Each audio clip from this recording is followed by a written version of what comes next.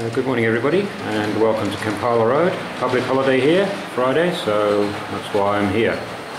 I thought I'd do a quick upload on my workbench and what's going on here with repairs and improving things.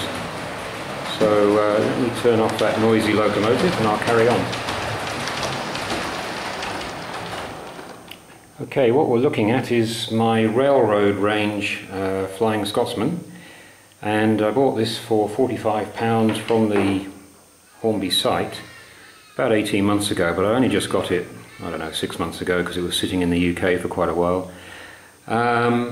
She's 6-wheel pickup with a dumb tender, and in fact in my case it's a 5-wheel pickup. The wheel on the large driving wheel on this side will not pick up power. I don't know what's wrong.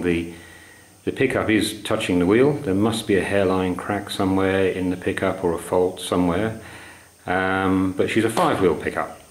So needless to say, she's a very, very poor performer, and I was very disappointed when I got it because I sort of got back into model railways, didn't realise what railroad was, and I'm now far more careful when I look at steam locomotives especially to make sure the tenders have pickups. So looking at this, she has presence on the line, there's no doubt about it. I do have the NRM version, which is far, far more detailed. I've never got it out of the box. It's almost too good to get out of the box, to be honest with you. But this one does have presence when going round, but she stalls on points. I'm sure she's alright when she goes around an oval of track and a starter set.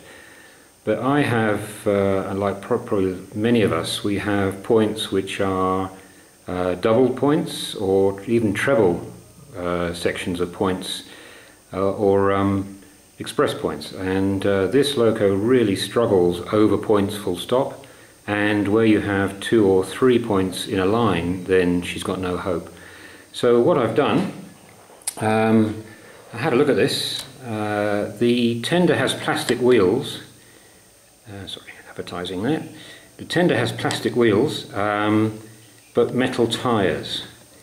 So what I've done is I've glued 2 strips of brass, 2 brass strips along the bottom of the tender, and then made some pickups which touch each wheel. I've then wired those 2 brass strips directly to the locomotive. I'm not going to show you the brass strips because my soldering skills are woeful. It's a bit embarrassing, but it does work to a fashion, and you can see there I've wired in the tender. Now there is actually a hole in the loco body for the wires to go through. You don't have to do any modification. That's obviously for the TTS sound version, where the wires come out to the tender where the speaker, I guess, is situated. So it's there already, and those wires go in under the back wheel there. I just undid the bottom of the chassis and soldered them directly to the 2 wires coming down from the motor to the pickups. Sorry, not from the motor, from the DCC plug to the pickups. So with that, the performance is vastly improved, as you would expect. She is getting power from the wheels. Now my skills at making pickups are not brilliant, and I'll show you this running shortly. But she's much better, not perfect. So I've been looking at how to improve on my modification, and you can get the chassis base here without the wheels and without this, and it comes with pickups installed. So all you'd have to do is pull this apart, put the wheels in and put this back on top of the new chassis, and then you'd have to, well, I've got the wires there already, but you'd have to just wire it in to your locomotive. So you can do that, and you can improve a £50 loco with a £5.50 spend on this chassis, and have a, well, you've got 8 pickups there and 6 pickups there, so it's you know, a 14-wheel pickup locomotive. So a little tip: if you buy the A3 or A1 chassis base, it's £7.50. If you buy the A4 chassis base with pickups, which is identical, it's £5.50. There you go, bit of savings. So she's improved. There's no crew in her yet because they're all too embarrassed to drive her, but we will show you. I will show you her running shortly, and hopefully she'll behave. But so that's one locomotive on my workbench. Okay, so she's at the head of a rake of 4 coaches. She's only got 3 sets of points to cross to get to the main line. The average to get out of my station is 7, and 1 double slip. So let's see whether she slips up or not. I'm going to give her quite a bit of power because she's not a good slow runner.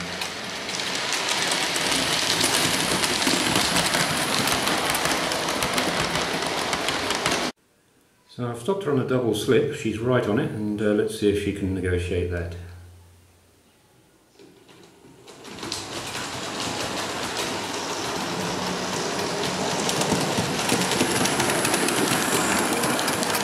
Not bad.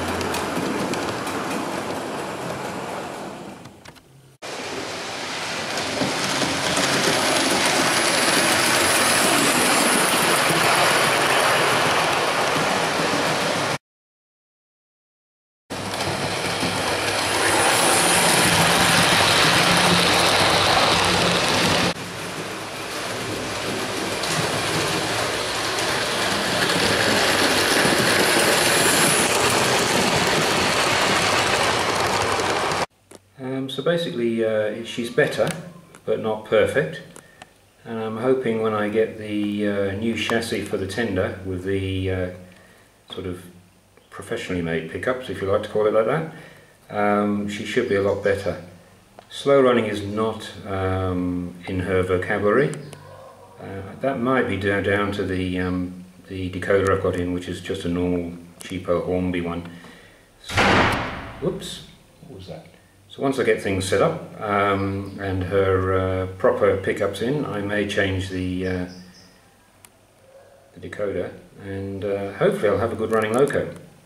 That's the plan.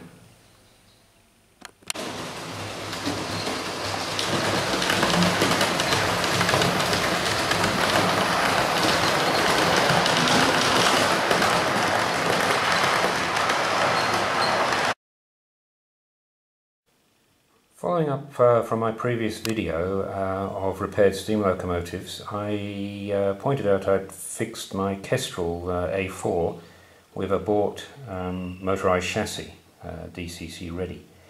I found a fault on mine, and it's probably common to all of them. I wouldn't have any idea, but looking at the fault it could easily be so, which is causing out shorting problems, especially when running tender first, which I realise on this size loco it's probably not a common thing to do. But I noticed it while running tender first, and I'm not sure whether it's my chassis or whether these chassis are sold because they do have a fault, but it's the connection here. This metal drawbar, and I hope you can see because it's fairly dark in this room and I've got the lights on, this metal drawbar moves.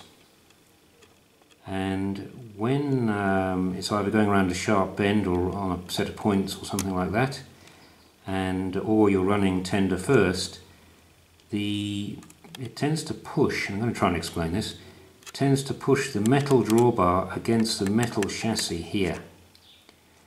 This is obviously live because it's conducting power from the tender to the motor, or to the wiring to go to the motor, and when this gets pushed against the metal chassis here, it shorts immediately. And I discovered this because when going over points, she was shorting before she reached the normal area on points where they short out. The simple fix is to isolate it. If you over tighten this nut, then you lose the articulation on this and the tender tends to derail.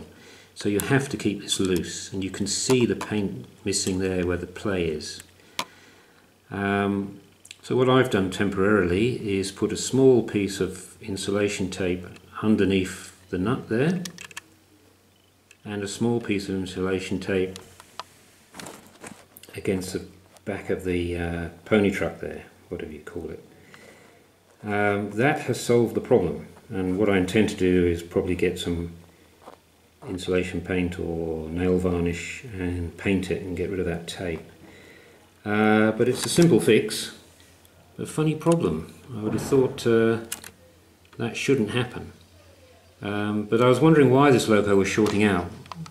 Either going over Hornby points especially, which have a harder radius, or in running tender first, and that is why. So if you are intending to upgrade your locos to this, just be aware of that potential problem. Okay, the next loco is the Class 50 over there, which I shall unbox. This is Achilles, my very first super detailed diesel, 2004 maybe, 5. In the box she looks quite good, but she's in a real desperate state, and that's because my son dropped her. I shall get her out. Okie doke. This is repairable, although the body is quite badly damaged. You can see who was poking their fingers through the fan vents there. On the other side the body is actually cracked where he dropped it. You can see there, sorry, you can see there. That's a pretty hefty crack.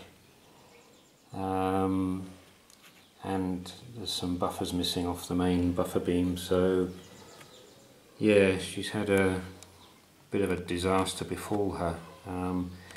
Decided to repair this because they're about £120 to replace, so much easier to repair it. This is the body. The motor is seized, so I have a new motor here ready to go in. The PCB was faulty. It's one of these original Hornby locomotives that had the faulty PCB if you DCC'd it. There is the replacement PCB, 10 quid that was. The drive shafts on this are the same as the Class 31. They're in 4 pieces. I don't understand why, and it makes it extremely awkward. This drive shaft has to slot into this drive shaft. Gearbox then obviously sits on top of here. Sorry, the drive worm sits on top of the gearbox, but it's extremely awkward to put in when you think that Helgens and Bachmann have a one-piece drive shaft that just slots in either end. Not sure why they do it. And I've just repaired my 31, which I haven't shown yet, and that was a complete bind to do on both sides. It's not only do you have to slot this in, they also have separate universal joints at the end, which tend to pop out. It's very difficult to see them on camera, but a little 4-pronged universal joint there, and they pop out. So you've actually got a 4-piece drive shaft to fix up. So patience is a virtue, something I sometimes lack. Buffer beam is damaged. There's a buffer broken off there where it fell and hit the floor. I have some replacements there. I do have some grills, replacement grills, but they're black. So what I'm going to do is repair this, get it running, and then wait for a new body to come on the market. There was one a few weeks ago, which was the large logo British Rail, but it disappeared in front of my eyes. I was umming and ahhing whether to spend £30 on it, and it was sold there and then. So obviously they are like hen's teeth, and when they do come up, you don't muck around, you buy them. This was the first of 3 Class 50s I have. Another Network Southeaster one I've got is superb, and I've got resolution in BR blue. So it would be nice to get this one working and fixed up, and then eventually maybe change it for a large logo or another Network Southeast body. Okay, well, that was just a short upload. It will be my last for several weeks as I'm travelling all over the world over the next couple of months. So, and excitingly, I'm coming back via the UK. So hopefully I should have lots of bits and pieces and goodies to bring back to carry on with my build. The one I'm really looking forward to is static grass. It's a mystery to me, so I'm looking forward to that challenge. But I hope this was of interest, and thank you very much for the subscribers who have increased again to 36 when I looked yesterday. I really appreciate it, and I will try over the next few weeks to get an upload when I do pass back through Uganda. So thanks very much, take care. I see your election result in the UK today. You guys are in a bit of a mess. Good luck and take care. Cheers for now.